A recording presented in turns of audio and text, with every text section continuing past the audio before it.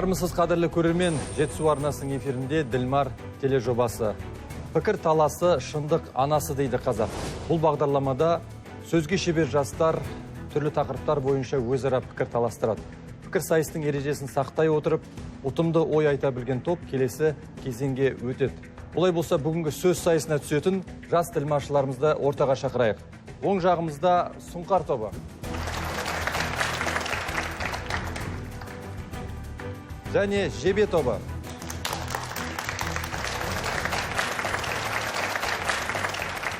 Қош келдіңіздер. Екі топқа да сәттілік тілейміз. Алдымен жақынырақ танысып алайық.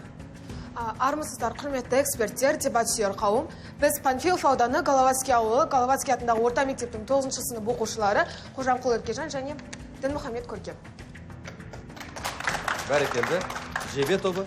Армысыздар, біз Талдықорған қаласы номер 25 орта мектептің 10 Б сынып оқушысы, мен Жолдасхан Фирузамын. Армысыздар, құрметті көрермендер, сарапшылар, парламентарий және де бізге қарсы тарап. Мен Барлыбек Сұртанұлы атындағы номер 25 мектептің 9 сынып оқушысы Жұмабай Назеркен. Бәрекелді. Қатысушыларымыз сақадай сай болып келген шығар деген ойдамыз. Енді бүгінгі пікір сайысқа баға беретін сарапшыларымызбен таныстырып өтейік. Қазақстан Республикасы Оқу ағарту министрлігінің Республикалық оқу әдістемелік орталығының пікір сайыс бойынша эксперті Гауфария Ахметқызы. Және саяси мектеп түлегі Алакөл ауданы Үшарал қазақ гимназиясы директорының тәрбие ішіндегі орынбасары Ержан Бақытжанұлы. Сондай-ақ ардагер ұстаз Қазақстан Республикасы білім беру ісінің үздігі Жұмабала Балақаранова. Қош келдіңіздер. Ділмар тележобасы бірнеше кезеңдерден тұрады. Әрқайсының өзінің бекітілген ережесі бар. Сонымен алдымен жақынырақ танысып алайық. Экранға зер салайық. Екі спикерден тұратын екі топ белгілі тақырып аясында пікір сайысқа түседі. Алғашқы айналымда қатысушылар кезекпен мінберге шығып, пікір сайыс тақырыбының артықшылығы мен кемшілігін, яғни өз ұстанымдарын қорғау керек. Екінші кезеңде қос тарап бір-біріне сұрақ қояды, жауап береді. Үшінші айналымда хабарға қатысып отырған екі топтың бір-бір жақтаушысына сөз беріледі. Төртінші кезеңде жақтаушы және қарсы тараптың бір-бір өкілі тақырып бойынша сараптама жасайды. Ал сайыс жеңімпазын эксперттер анықтайды. Мінекей, ереже осындай. Енді бүгінгі екі топ қандай тақырып бойынша пікір сайысқа түседі екен, оны арнайы дайындалған бейне сюжеттен көріп алайық. Ақпан айының 14 жұлдызында әлемнің көптеген елдерінде әулие Валентин күні атап өтіледі. Бұл мерекенің шығу тарихына байланысты нақты деректер аз. Бірі шіркеу қызметкері болған Валентин соғыс уақытында ғашықтардың некесін жасырын түрде қиған десе, екінші біреулер ол қуғын сүргінге ұшыраған христиандарды түрмеден азат ету жолында жазаланған дейді. Түрме басшысының қызына ғашық болғанда көрінеді. Кейіннен дін жолында азап шегушіні әрдайым еске алу мақсатында 14 ақпан діни мереке болып бекітіліптіміз. Ал орта ғасырларда Валентин күнін махаббатпен байланыстыра бастады. Осы күні сүйіктісіне сезімге толы хаттар жолдап, құшақ-құшақ гүл сыйлау дәстүрге айналды. Еліміз тәуелсіздігін алып, шетелге барыс келіс көбейгеннен кейін, бізде де Валентин күнін атап өтетіндер қатары жиіледі. Бүгінде ғашығына алғашқы сезімін білдіру үшін дәл осы күнді таңдайтын жастар аз емес. Сонда ділі мен діні бөлек қазақ халқы үшін бұл күнді тойлау қаншалықты дұрыс? Бүгінгі пікір сайыстың жалпы тақырыбы түсінікті болған шығар. Сұңқар тобы Валентин күнін тойлау қазаққа жат әрекет екенін айтуы керек, ал қарсы тарап жақтайсыздар тойлауды. Олай болса, бастайық. Келе қойыңыздар Сұңқар тобы. Армысыздар, құрметті дебатшылар қауым. Бұл палата Валентин күні қазаққа жат мереке деп есептейді. Ең алдымен қазақ ұлты дегеніміз кім? Қазақ ұлты өзінің дәстүрі мен өзінің әдет ғұрпы бар ұлт. Ал Валентин күні дегеніміз азғындық пен ойнастықтың күні. Валентин деген кім? Оның тарихына үңіле кететін болсақ, Валентин ол дін қызметкері болған. Ол сол уақытта екінші Клавдий басқарып, ол әрбір әскерлерге олардың неке қиюларын тоқтатуларын сұрайды. Бұған тыйым салады. Сол кезде Валентин өзінің патшаның үкіміне патшаның үкіміне қарсы шығып, оны орындамайды. Және бұл некелердің арасында бір жынысты некелер де болады. Бұл 268-270 жылдар аралығында болған оқиға еді. Және 14 ақпанда оның басы шабылып, және бұл күнні қазір біз мейрам ретінде атап өтіп жатырмыз. Орта түсер ойынды, ойын түсер бойынды деп абай атамыз айтпақшы, бұл мерекені бәріміз бірге тойлап жатпасақ та тойлайтын адамдар бар. Бұл дегеніміз қоғамға әкелетін өте үлкен қауіп болып табылады. Валентин күні біздің ата-бабаларымыздан қалған бір өзіміздің мейрамымызда емес. Оны неліктен біз тойлаймыз? Бізде сондай да сұрақтар туылады. Валентин күні қазіргі таңда бізде дәл осы күнде бізде болып жатады. 3-тен 1 адам зорлық-зомбылыққа туып жатады. Ал осы Валентин күнінде бұл көрсеткіш 2 есе артады. Яғни Валентин күнінің алып келетін қаупі бізге өте үлкен. Ертеңгі күннің болашағын қалыптастыруды өзімізден бастауымыз керек. Қазіргі таңнан, қазір 30 секунд. Қалыптастыруымыз өзімізден бастауымыз керек. Яғни Валентин күні тойлатуды қазірден тоқтатсақ, ертеңгі ұрпақтың болашағы да жарқын болады. Ал және де бізде және қазіргі таңда зорлық-зомбылықты мына өзіміздің дінімізге қарсы болып жатқан Валентин күнін тоқтату, бұл біздің басты мақсатымыз болып табылуы қажет деп есептейміз. Жақсы, рахмет. Жебе тобы, кезек сіздерде. Армысыздар жесті телеарнасының көрермендері мен қонақтары және құрметті сарапшылар мен парламентария. Бүгін біз Валентин күні қазаққа жат мереке деген тақырыпты қарастыратын боламыз. Және де біз даташты бұл тақырыппен мүлдем келіспейміз. Әуелі Валентин мерекесі дегеніміз не? Валентин мерекесі бұл бүкіл мемлекеттердің 14 ақпанда ғашықтар мейрамын тойлайтын мереке. Бұл күнде әдетте сүйікті адамдар бір-біріне өзінің махаббат сезімдерін білдіріп, көңіл көтереді. Және де мейрам ең алдымен махаббаттың, сүйіспеншіліктің, ізгіліктің символы болып табылады. Әрине, сан ғасырлар өткеннен кейін бұл бұрмаланған болып келеді. Бізге қарсы тарап, бұл мерекеде, яғни әулиенің басы шабылған осындай мерекені не үшін біз тойлауымыз керек дейді. Алайда, біз оның ең басындағы мақсатын, ол жақта қандай ой жатқанын біз білуіміз қажет. Және де мен өзім дефинициямда тағы да жаһандану деген тақырыпты ашайын деп тұрмын. Әлемде өріс алып бара жатқан жаһанданудан біз құтыла алмаймыз.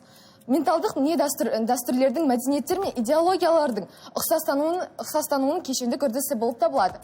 Және де тағы да қарастыратын тақырып ол біз, яғни басы шалған батыс адамның мейрамын не үшін тойлаймыз. Ең алдымен әулие Валентин ол римдік адам болып табылады. Және де ол ғашықтарға жанашырлық танытып, оларға барлық жағынан көмектесуге тырысты. Яғни жанжалдасқан ғашықтарды тыныштандырды. Оларға сүйіспеншілік туралы хаттар жазды. Және де өзінің жас сарбаздарына жасырын түрде тәж кигізді. Және де бұл факт бізге әулие Валентиннің ешқандай деструктивті оларды насихаттамайтынын бізге дәлелдейді. Және де демек, әулие Валентин ол бізде пәктік мінез-құлық, яғни махаббаттың белгілі бір ізгі ойын алып келетін біздің аргумент растайды. Яғни бізде қандай жағдай қалыптасып отыр? Қазақстанда мереке зайырлы сипатқа ие. 20 ғасырдың 90 жылдарының басынан бері аталып келеді. Мәліметтері бойынша бұл мереке жастар арасында ең танымал. Сенесіздер ме? 18 мен 24 жас аралығындағы ұлдар мен қыздар 81% осы мерекені тойлайды екен. Ал олардың 53% өздерін ғашық деп санайды. Және де онда осы адамдар неге жат мерекені тойлап жатыр? Және де ол қалай, неліктен ол жат мереке? Және де ең бірінші біз оның қалай тойлануын айта кетейік. Яғни бізде бірінші спикер былай деген, яғни өлімдер туралы айтқан, бірақ та ол олай емес. Егер 18 ғасырда Англияда бір-бірімен валентиндер алмасу танымал болса, қазірде ғашықтар күнде бір-біріне валентиндерді жүрек түрінде беру әдетке айналған. Қос ғашық кәдесый жүректермен, гүлдермен, ғашықтармен алмасады. Және де Валентин мерекесінің бірде-бір ерекшелігі, ол басқа мерекелерге қарағанда, яғни сен өзің жақын адамыңа да сыйлық бере аласың. Және де сен өзің яғни достарыңа, туыстарыңа да сен сыйлық бере аласың.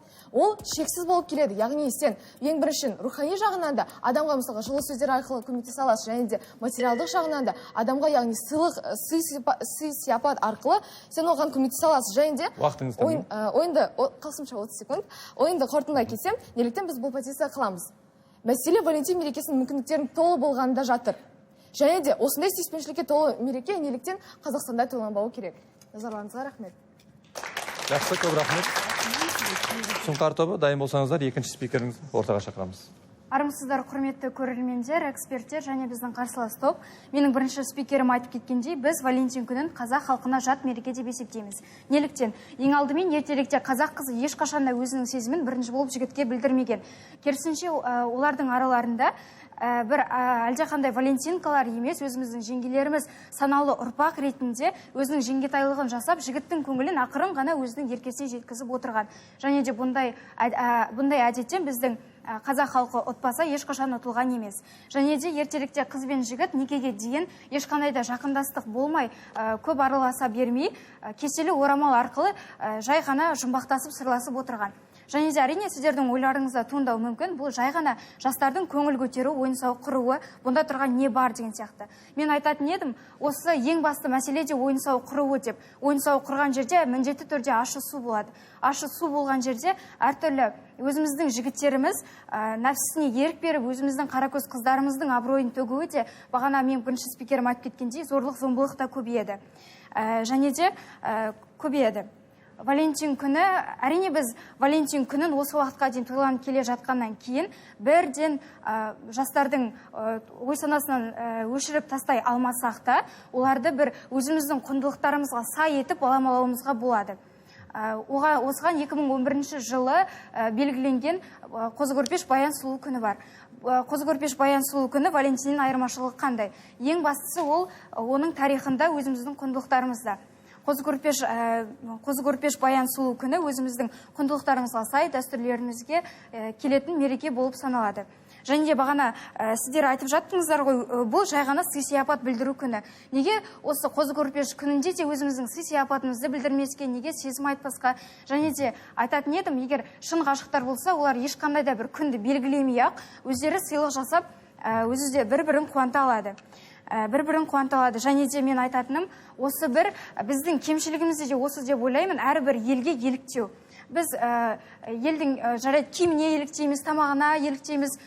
Қазір енді олардың дәстүрлерін, мерекелерін де өзімізге кіргізсек, қазақ деген ұлтымыздан не қалады? Біз өзіміз ерекшеміз, қазақ болып өзіміздің құндылықтарымызды ұстауымыз керек. Қай жақтан келген әрбір христиан мерекелерін тойлай беретін болсақ, бізден ешқандай да өзіміздің құндылықтарымыз қалмайды деп есептейміз. Және де сіздер айттыңыздар ғой бағана, жанашырлық таныту арқылы некелерін қиды деп. Бірінші спикерім айтып кеткендей, ол некелердің ішінде бір жыныстық некеде болды. Сондықтан біз қайдағы жоқ бір адамның осындай дініне қарсы келіп, мемлекетке қарсы келіп жасаған әрекеттерін өзіміздің мемлекетімізде жоғары қойып, оны бір мереке ретінде тойлау мүлдем қарсы деп есептейтін едім. Қорытындылай келетін болсам, бұл мерекенің қазақ халқына ешқандай да беретін құндылығы жоқ. Біз бұны қазақ халқына жат мереке деп есептейміз. Жақсы, көп рахмет. Ең басында мен өз сөзімді қарсыласпен бастағым келіп тұр. Жаңағы бізде видеороликта көрсеткенде тек оның әртүрлі Валентин мерекесінің қайдан шыққан әртүрлі нұсқалары бар. Бірақ неге біз сол тек Валентин мерекесінің шыққан жаман жағын ғана қарауымыз керек? Бір жылдары патша елдің демографиясын түсіп, өлім жітімнің азайып бара жатқанын байқайды. Сол кезде ол еліне жариялайды. Егер де кім осының шешетін жауабын айтатын болсам, сол ған сый-сияпат беріледі. Сол кезде Валентин айтады. Осы күнді белгілі бір күнді белгілеп, соның белгілеген болатын сол күннен бастап ол әр жыл сайын неше пайызға дейін елдің демографиясы көтеріліп тұрған болатын. Сонда деген бұл жаққа бұның қандай шешімге келе аламыз? Валентин мерекесі сол жылдары тек қана елдің демографиясын ғана көтере қоймай, сонымен қатар бұл тарихшылардың айтуы бойынша сол жылдардағы ең бақытты ел деп саналады. Жаңағы сіздер айтып жатсыздар, бұл екі ғашықтың қосылуы бір-біріне жаман, жаңағы батыстан келген заттарға біз неге еліктеуіміз керек деп. Бірақ біз сонда егер біз басқа елге еріктесек, неге біз 31 желтоқсан күні біз жаңа жылымызды тойлаймыз дейді. Бірақ дегенмен ол қызыл күн деп күндізбеде белгіленіп қойған болатын. Ол бізге деген батыстан орыс халқынан келген болатын. Және де тағы да туған күнге туған күнге тоқтай кететін болсам, біздер қазақтар тек қана жаңағы шілдехана әр жыл сайын 12 жыл сайын ғана тойлап өзінің мүшел жасқа кіруін ғана тойлап отырған, бірақ қазірде біз оны әр жыл сайын сағат 12-де шам үрлеумен құттықтаймыз, бірақ ол ешқашанда тарихта болмаған. Және де сіздер айтып жатсыздар, Валентин күнін тойлау ол қазаққа жат нәрсе, оны мемлекетте қолдамау керек. Және де сіздер оның орнына махаббат пен қозы көрпеш пен баян сұлуды келтіріп өткен болатынсыздар. Бірақ егер де сол екеуінің символдары бір емес, қозы көрпеш те Валентин да күні ол махаббаттың символы болып келеді. Сонда Валентин күнін тойлау ретінде мемлекет бізге өзі жаңағы Валентин қозы көрпеш баян сұлу күнін атап өткен болатын. Соны демек біз осы жағдайды тиімді пайдалана аламыз. Осы арқылы тек 2 жас қосыла қоймай, әртүрлі мерекелер ұйымдастырсақ, ол мысал ретінде осы оқиғалар бойынша пьесалар қоятын болсақ, онда жаңағы соған барлық жастар, тек қана жастар емес, әрине балалар, басқа да жастағы адамдар барса, ол өзінің, тағы да 30 секунд беріңізді сұраймын, рахмет, өзінің пьесаларына барып, өзінің тарихындағы ұмытылып бара жатқан оқиғаларды есіне алып, өзінің тілінің де қаншалықты бай екенін айтса өте болады. Және сондықтан біз осы мереке арқылы біз бір оқпен 2 қоянды атып отырмыз. Ал және де айта кетсек, егер біз Валентин күнін алып тастау керек деген шешімге келетін болсақ, онда біз қозы көрпешті де жаңағы алып тастауымыз керек. Себебі қозы көрпеш Валентин мерекесінің баламасы, айтсақ қаймағы деп есептесек, сонда алып тастауымыз керек. Және мен өз сөзімді қорытындыға келетін болсақ, біз біріншіден зайырлы, тәуелсіз, көп ұлтты мемлекет болып келеміз. Сондықтан да қозы мен баян туралы біз оны тойлауға өзіміздің халықаралық деңгейде бейресми түрде өзіміздің тойлауға хақылымыз. Және біз бұл мерекені жаңағы қозы көрпеш пен баян сұлуды өзіміздің бір төл мереке ретінде де қарастырсақ болады. Бұл күнді сонда біз өзіміздің пайдамызға дұрыс жастарға және де басқа да адамдарға дұрыс жеткізе алсақ, онда бұл өзімізге 2 еселенді пайда ретінде келеді. Сөз бергендеріңізге рахмет. Көп рахмет. Жалпы жақтаушы тарап бұл мереке күні, яғни 14 ақпанда көптеген қылмыс болуы мүмкін, зорлық зомбылық болуы мүмкін деген пікірлерін білдірді. Ал қарсы тарап біз қазір айтып жатыр, басқа да шетелден енген мерекелер бар ғой, біз де олар тойлап жатырмыз, сондықтан оларды да алып тастайық деген сияқты өз пікірлерін айтып жатыр. Әрине енді алдағы уақытта бұл ой пікірлеріңізді толықтырып кетесіздер деген ойдамыз. Енді сұрақ жауап кезеңі, бір-бірлеріңізге дайындаған сауалдарыңыз болса, мархабат. Дініміз бен ділімізге қайшы мерекені насихаттауымыз керек пе?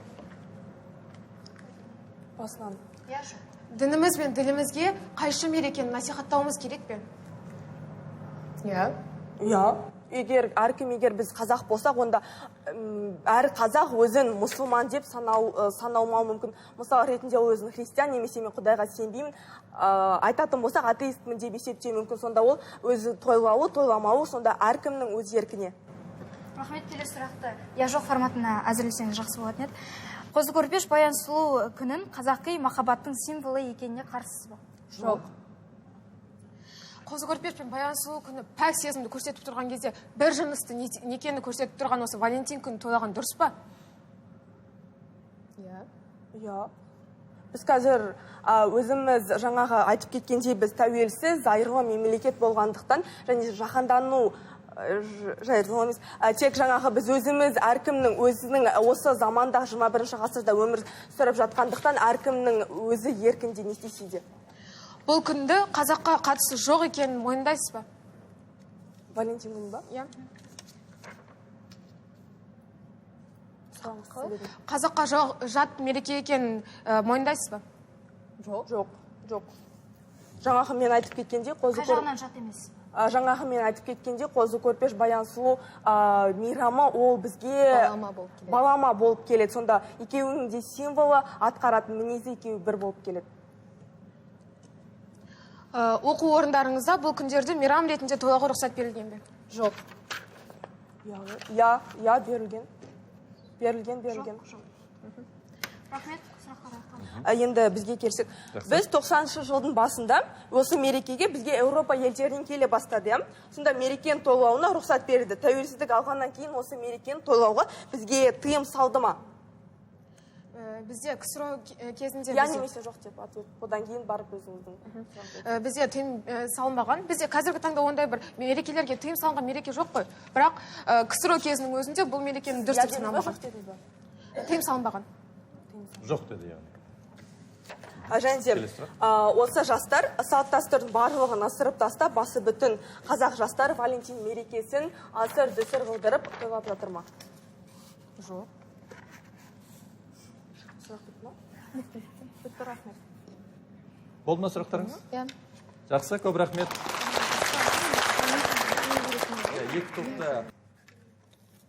Енді қатысушыларымыз сараптама кезеңіне дайындала берсін. Бүгінгі студиямыздың қатысушылары да кілең жастар. Жалпы осы Валентин күні мерекесі жайлы ойлары қандай екен, біздің қатысушы топтардың айтқан ой пікірлеріне қосылам екен. Тыңдап көрейік.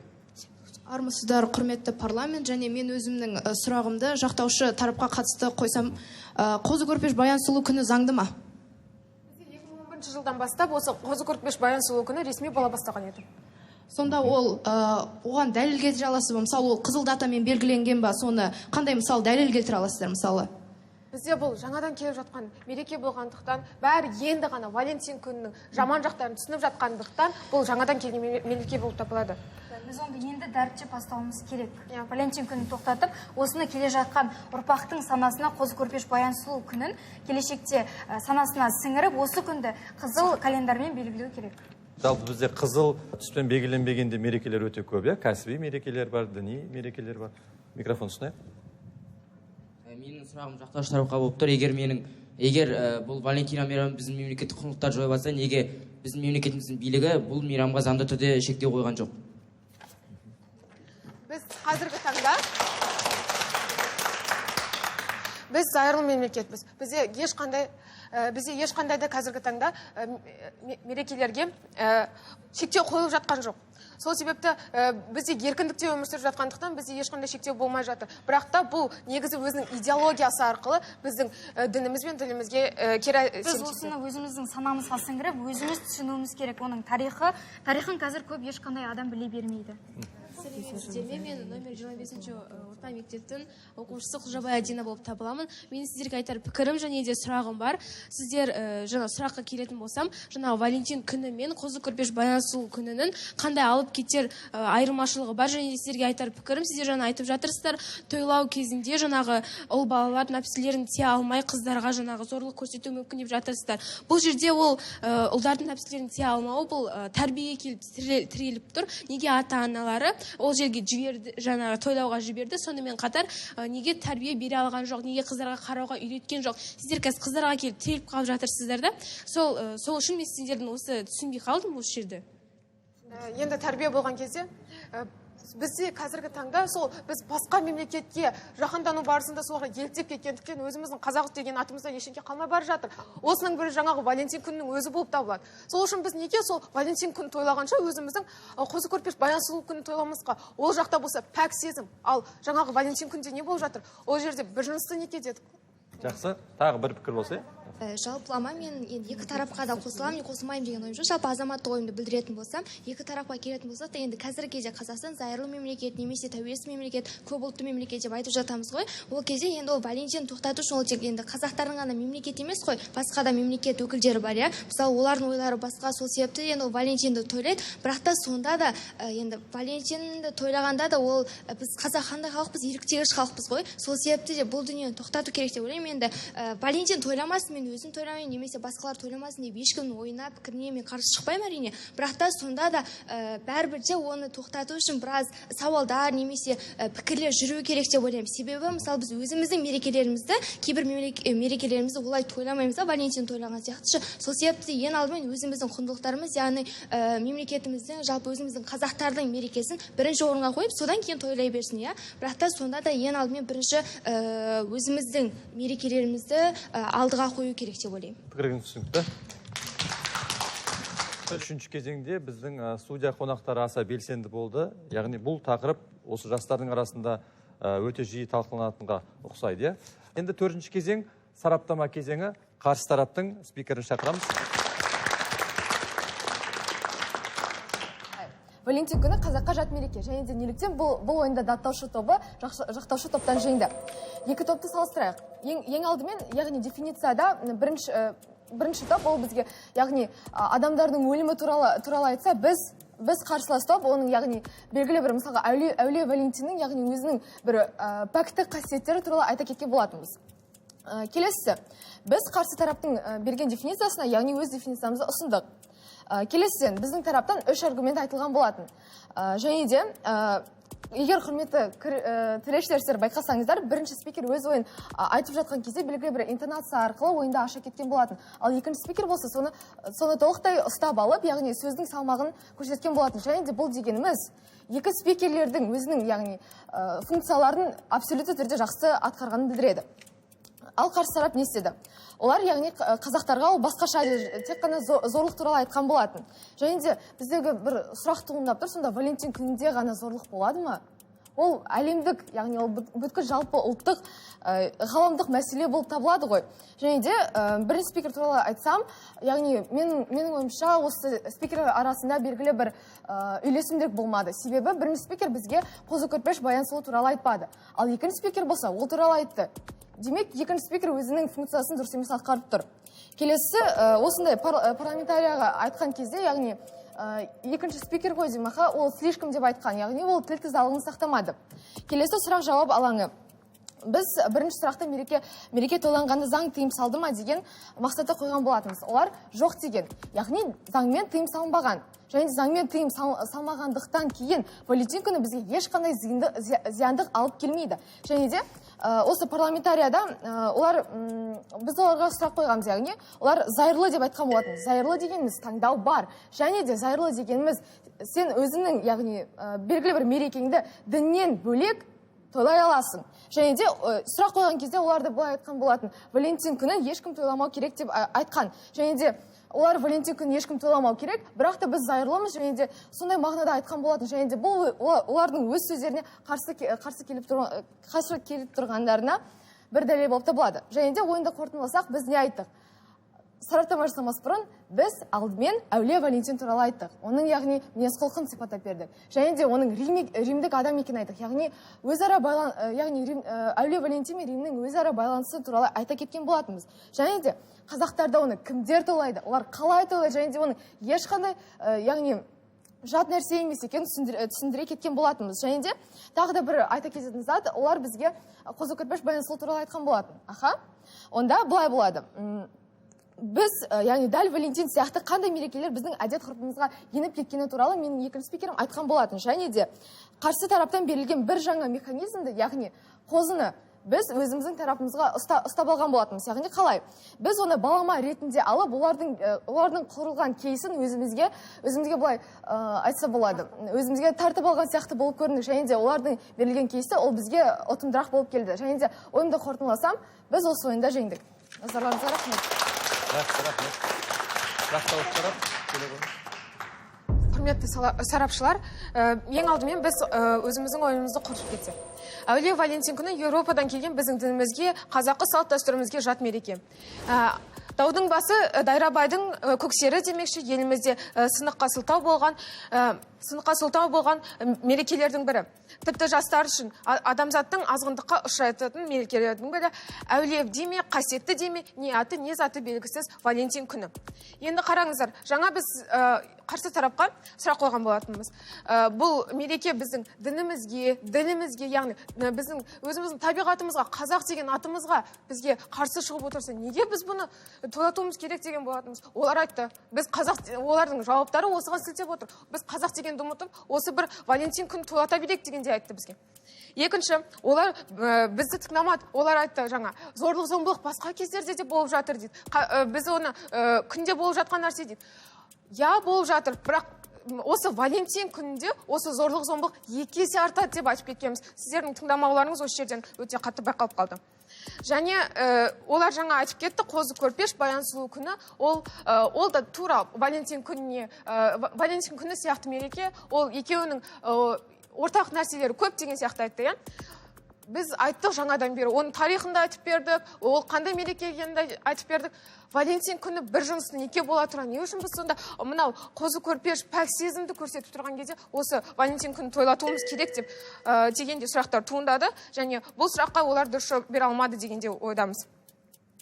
Және тақырыптан ауытқу болып кетті. Жаңа сіздер естідіңіздер, жаңа жылда айтты, олар өздерінің кейбір жерлерде тіпті өздерінің позицияларын беріп қою да көзге түсті.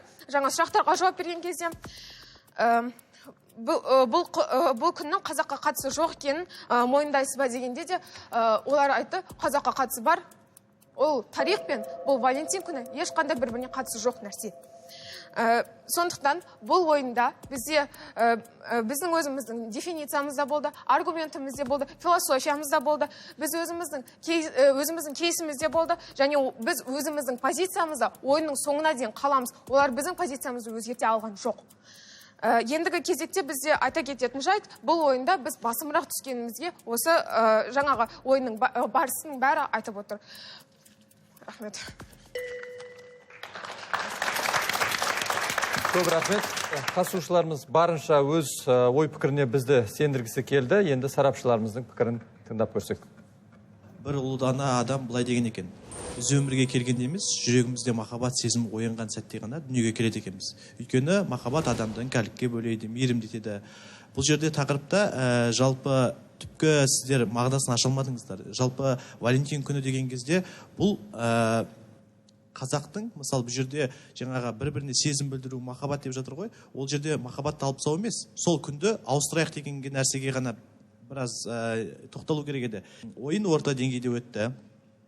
Үкімет тобы шықты. Үкімет тобының бірінші спикері мен екінші спикерінің бір ұсынысым бар. Жалпы болашақта екеуіңіз орындарыңызды ауыстырсаңыздар. Сіз жаңа екінші спикер, бірінші спикердің міндетін атқарып тұр, толық жаңағы кейсті таныстырып тұр. Енді екінші спикер ретінде сіз қарсылыққа келесіз. Сосын сараптамада ауысасыздар. Енді жалпы ойын орта деңгейде өтті. Бағанағы осы ойындардың ішіндегі бір жақсы нәрсе, ол екінші спикердің құндылық деген нәрсені айтып кетті да. Біздің ұлттық құндылығымыз. Осы ұлттық құндылығымызды жоғалтпауымыз керек. Ол үшін мысалы Валентин күні тарихын біле отырып, мына жерде 15 сәуір қозы көрпеш баян сұлу күнінде тойлата берейік деді. Жалпы үкімет тарапынан мынандай нәрсе жақсы дүниелер айтып жатыр. Ұлттық құндылығымыз, қазақи өзіміздің дәстүріміз, қыздың жаңағы өзінің ибалы болу, инабатты болу деген сияқты осындай нәрселерді қарсы тарап көрмей жатыр. Қарсы тарап жалпылай түрде қарсылық келтіріп жатыр да, бірақ ішіндегі ең маңызды деген нәрселеріне қарсылық тудырамайды. Одан пікір сайысында мынандай нәрсе бар. Мысалы, сіздер 10 аргумент ұсынсаңыздар да, мына жақ керісінше тарап жақсы ұтымды бір аргумент, сол 10 аргументті жеңетін тұстар болады. Бүгінгі ойында сондай тұстар болды. Бүгінгі жалпы мен енді өзімнің азаматтық позициям жалпы ойынға міне жазып отырдық. Осы тұрғыда мен өз даусымды жақтаушы топ үкімет несіне берем.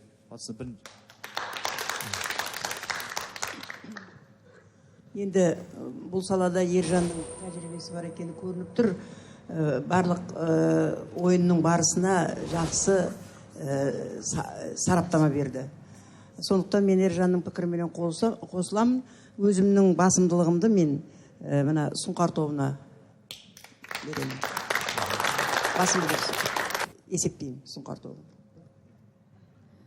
Құрметті пікірсайысшылар, жалпы бұл өте өзекті бүгінгі күнде тақырып. Ал енді мына шет елдерден бізге келіп атқан мерекелердің бірі Валентин күні. Шынымен ол бүгінгі күнде міне осы бір 30 жылдай болды бұл мереке Қазақстанда тойланады. Бірақ бұл мереке неліктен сондай біздің жастарға тартымды? Себебі бұл махаббаттың белгісі дейміз, я? Шынымен бүкіл дүние жүзі қазір бұл мерекені тойлайды. Бір жағынан өте дұрыс сияқты. Ал басқа жағынан қарасақ, қазақ халқына бұл өте жат мереке. Себебі бұның тарихын қазір қыздарымыз, мына Сұңқар тобы бізге айтып кетті.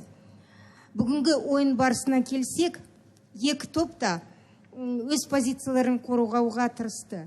Бірақ мына жақтау тарап ең бастысы шыққанда Еркежан аланды сіз толық аша алмадыңыз. Ойын аланың. Бұл жерде өз позицияларыңызға тоқталуға тырыстыңыз, бірақ қобалжып, түсінікті енді бірінші рет теледидарға шығып отырғаныңыз. Сіздердің міндеттеріңіз алаңды ашу. Ал енді сіздің әріптесіңіз осы сіздің айтпаған жеткізбеген мәліметтерді жеткізуге тырысты. Өте жақсы, ұтымды болды. Ал енді қарсылас топ. Бұл жерде тақырыппен келіспей өз позицияларын көрсете білді. Көрсеткенде сіздерден кеткен тағы да бір қателік. Сол бірінші жақтау тарапының спикері алаңды ашпады деген, соған неге көңіл бөлмедіңіздер? Себебі бұл жерде неліктен олардың аргументтері нақты емес екендерін сіздер айтпай кеттіңіздер. Сол себептен сіздерден де бұл өте үлкен қателік болып тұр. Ал екінші спикер қарсы тараптың Назерке өз ойын жеткіздіңіз, өз позицияңызды бекіттіңіз, жақсы, бірақ өкінішке орай сізден де қарсылық көрмедім. Мен өзім естімедім. Себебі қарсылықты сіздер нақты жақтау тарапының аргументтері арқылы көрсету керексіздер. А сіздер жай сөзбен ғана бұлай айтып кеттіңіздер, нақты тоқталмадыңыздар. Өкінішке орай. Сіздерден мен мысалы өте жақсы ойын өзім күтіп едім. Ал енді сараптамаға келсек, бұл жерде қарсы тарап өз міндетін толығырақ атқаруға тырысты, өз позициясын, өз әріптесін жақсы мақтады. Ол енді дұрыс, бірақ мына жақтау тарабы туралы сіз айтқанда көңілім толмады. Себебі бұл жерде сіздің тоқталып кететін міндетіңіз болу керек еді. Ең бастысы сараптамада алаң ашылған жоқ. Сол себептен біз қарсылық аса білдірмедік деп. Ал сіздерден осы мәліметті біз естімедік. Бүгінгі енді байқасаңыздар, мұна 1-2 ұпаймен ғана Сұңқар тобы алдыға шығып отыр. Ойындарыңызға рахмет. Сарапшыларымызға рахмет. Сонымен Сұңқар тобын құттықтаймыз, келесі кезеңге өттіңіздер. Ал Фируза, Назерке, қапаланбаңыздар. Әрине жассыздар, алда сіздерді бұндай үлкен сайыстар әлі көп күтеді деп ойлаймыз, және жеңістеріңіз алда сәтті жолдас болсын. Енді құрметті қатысушылар, ортаға келіп бір-біріңізді құттықтап, қол алысып қойыңыздар. Бәрекелді, қол соғып қояйық. Қатысушыларымызды марапаттау сәтіне де жетіп қалдық, сарапшыларымызды ортаға шақырамыз. Ойынға қатысушыларға үлкен рахмет, көп рахмет. Кішкене дайындықтары бәсең болғанымен де өздерінің пікірлерін, өздерінің ойларын ортаға елге жеткілікті етіп, сондай дұрыс бере білді. Көп рахмет сіздерге. Ал мына қатысып отырған қатысушыларда өздерінің белсенділігін танытты. Жақсы. Мен ойлаймын, келешекте енді келесі ойынға өтіп отырсыздар. Бұдан да мықты пікірлеріңізді дәлелдеп, өздеріңіз көрсетеді деп сенемін. Көп рахмет. Ал енді біздің сарапшылардың тарабынан мына кішігірім сыйлықты, өте жақсы кітапты қабылдаңыздар. Бәрекелді. Тағы бір мәрте қол соғып қошемет білдіріп, қатысушыларымызды құттықтап қояйық. Сый-сияпаттарыңыз құтты болсын. Қадірлі көрермен, Ділмар тележобасының бүгінгі шығарылымы осымен тәмам. Мақсаты айқын, мұраты биік жастарымыз көп болсын. Амандық, саулықта жүздескенше.